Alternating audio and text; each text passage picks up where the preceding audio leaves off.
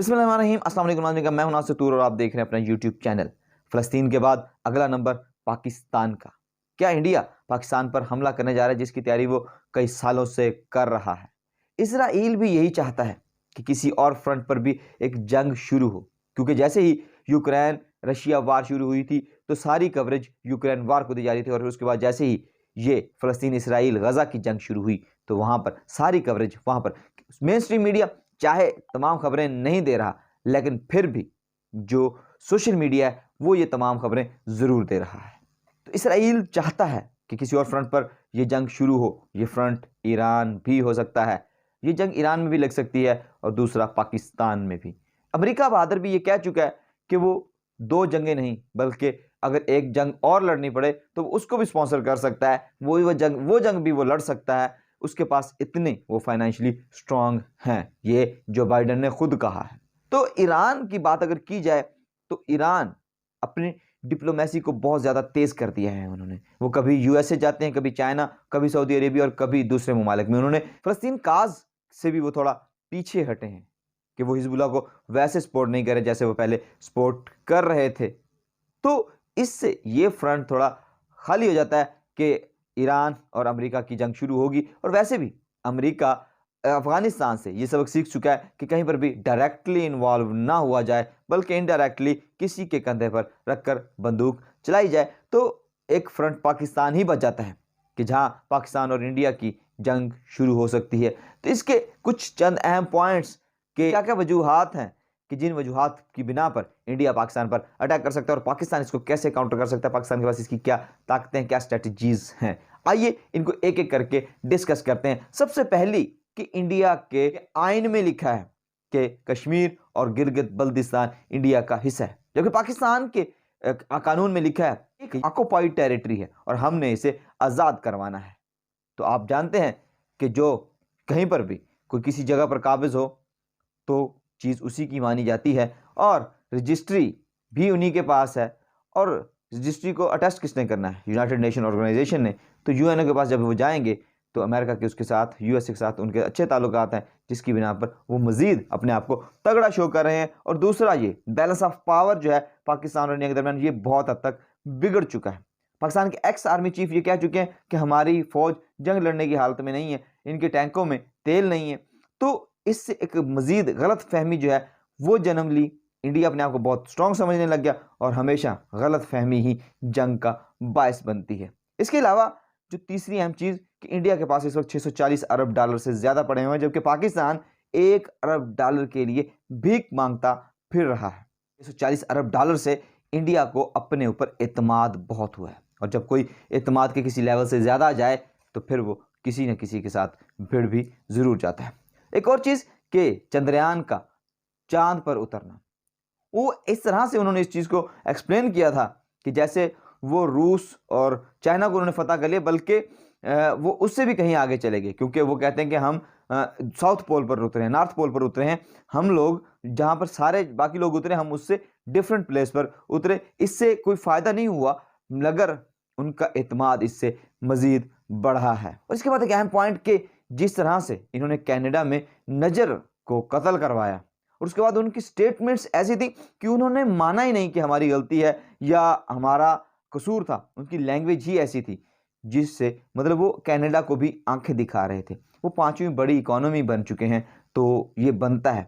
तो जैसे ही कोई बड़ा बनता है तो चौधरी बनता है, तो वो दिखाता है कि वो एग्रेसिव है, तो वो किसी न किसी तरह पे इन पे किसी न किसी को, छोटे मोटे को, किसी को 2-4 को मारेगा तो पता चलेगा ना कि जी हाँ वो वाकई बड़ा है। तो एक इसके अलावा जो उनका बैनुल अक़वामी असर रसूख है वो इस वक्त बहुत बढ़ चुका है।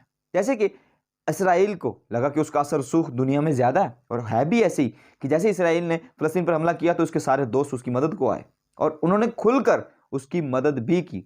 इसी तरह से जब वो इंडिया देखता है कि अज़रबैजान ने आर्मीनिया को लताड़ दिया, रूस ने यूक्रेन को लताड़ दिया, तो वो भी ये सोचेगा कि अगर मैंने अपने आप को मनवाना है तो मैं भी किसी न किसी को ज़रूर लताड़ूँ।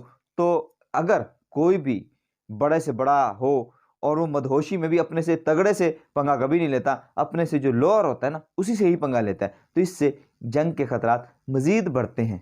चाहे इनकी आवाम के ज़्यादा होने की वजह से इनकी बड़ी मंडी हो वजह, लेकिन इनका असर रसूख, इनकी हैसियत है, इसको पूरी दुनिया जो है वो इग्नोर नहीं कर रही। और इसके बाद जब बड़ा अहम तरीन एक पॉइंट कि इनकी अमेरिका के साथ बड़ी अच्छी दोस्ती है। ये बात मैं पहले कर चुका हूँ कि जब किसी छोटे का, किसी कमी का, किसी बड़े चौधरी के साथ उठना बैठना हो जाए ना और काफ़ी अच्छा, तो फिर अपने इलाके में आके, अपने गाँव में, अपनी गली में आके वो किसी न किसी के साथ पंगा ज़रूर लेता है। और पंगा अपने से बड़े से वो नहीं लेगा, अपने से जो छोटा होगा, अपने से जो कमतर होगा, उसी से ही वो पंगा लेगा। और एक अहम तरीन एक और चीज़ कि जो इंडिया कर रहा है इस वक्त, कि पाकिस्तान के जो अपने दोस्त हैं उनसे उसकी दोस्ती है। आप देख लें कि यूएई, सऊदी अरेबिया, ईरान आपका दोस्त है, अफगानिस्तान, इवन अफगानिस्तान में जो हुकूमत थी वहाँ पर भी इंडिया का असर रसूख ज़्यादा था। अब देखें कि जैसे ही इन्होंने G20 समिट करवाया था तो मोहम्मद बिन सलमान पाकिस्तान उतरे भी नहीं। 6 घंटे के लिए या 2 घंटे के लिए आना था, वो 2 घंटे के लिए भी नहीं उतरे और वो सीधे डायरेक्टली इंडिया गए और इंडिया से वो वापस चले गए। और इस वक्त दुबई के जो हालात है कि पाकिस्तानियों को वीज़े नहीं मिल रहे, तो ये चीज़ भी असरअंदाज करती है कि हमारे जो दोस्त हैं वो भी अब हमारी मदद को नहीं आएंगे, वो भी उनको नहीं रोकेंगे। इसके अलावा जो वहाँ पे आरएसएस आइडियालॉजी है वो बड़ी ज़्यादा है और ये मोदी जो है ये आरएसएस का ही एक नुमाइंदा है। ये जो उनकी बीजेपी है ये उसी के एक विंग है। तो ये जो एक्सट्रीमिज़म है, जो वहाँ के मौलवी हैं, अगर इसको आसान अल्फाज में समझ लें तो वो भी चाहते हैं कि जंग हो। और वो मतलब पता नहीं बहुत बहुत सारी चीज़ें निकाल के ले आते हैं, अखंड भारत, पाक, जो है हम इसको पाक करेंगे मुसलमानों के खून से, नाउज़ुबिल्लाह, जो कुछ इस तरह का। तो वो एक्सट्रीम तक जाने की कोशिश करते हैं।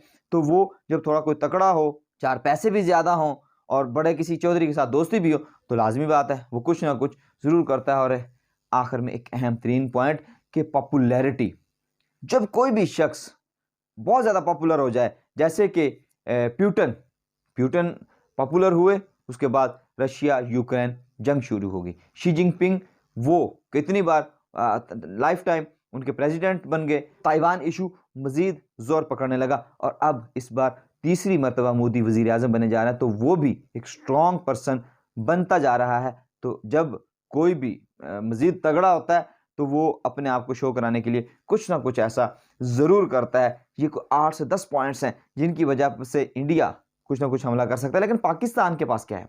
पाकिस्तान एक तो अपने आप को शो करे कि अगर आप तगड़े तो हम आपसे ज़्यादा तगड़े हैं। जिस तरह से एक्स आर्मी चीफ ने कहा ऐसे बयानात ना दिए जाएं, ऐसे बयान दिए जाएं जैसे इमरान खान साहब ने बयान दिया था कि पाकिस्तान, अगर इंडिया ने रिटेलिएट किया तो पाकिस्तान रिटेलिएट करने का सोचेगा नहीं बल्कि रिटेलिएट करेगा।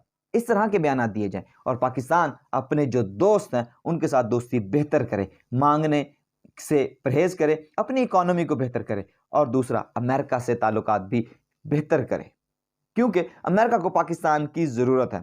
क्योंकि जैसे ही लद्दाख में इंडिया और चाइना का इशू हुआ, वहाँ पर उन्होंने गोली नहीं चलाई क्योंकि अमेरिका चाहता था कि इंडिया चाइना के साथ जंग करे, लेकिन इंडिया ने इनकार कर दिया, बल्कि उसने कहा कि हम सोचेंगे फिर डिसाइड करेंगे। जबकि पाकिस्तान का मामला कुछ से मुख्तलिफ है। पाकिस्तान सोचता नहीं, जो अमेरिका कहता है पाकिस्तान वो करता है।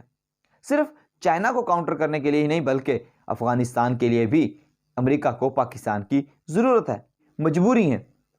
तो वो किसी ने क्या खूब कहा था कि अगर आप किसी की मजबूरी बने तो मजबूरी बने रहें और उसकी मजबूरी पूरी ना करें। तो सी पैक को मुकम्मल करने के लिए चाइना से ताल्लुकात बेहतर करें, अपनी इकोनॉमी को स्ट्रॉन्ग करें। और पाकिस्तान के पास, पाकिस्तान एक वाहिद इस्लामी एटमिक कुव्वत है, तो आप धमकी दें कि अगर आपने कोई ऐसा कुछ किया तो हम एटम बम चला देंगे। कुछ चीज़ें सिर्फ कहने के लिए, दिखावे के लिए भी होती हैं।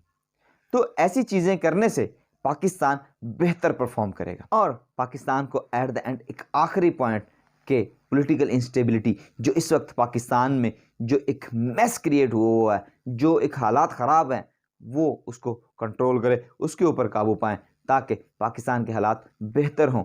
पाकिस्तान दुनिया को देखे कि दुनिया कहाँ जा चुकी है, दुनिया किस मकाम तक पहुँच चुकी है और हम सिर्फ अपना अपना और अपना सोचने के चक्कर में, एक दूसरे को गिराने के चक्कर में अपने पूरे मुल्क को गिरा चुके हैं। इस सारे हवाले से आप अपनी राय का कमेंट बॉक्स में ज़रूर कीजिएगा। मज़ीद वीडियोज़ के लिए इस चैनल को सब्सक्राइब कीजिए। अब तक के लिए इतना ही, मुझे दीजिए इजाज़त। अपना और अपने पैरों रखिएगा ख्याल। अल्लाह निगहबान।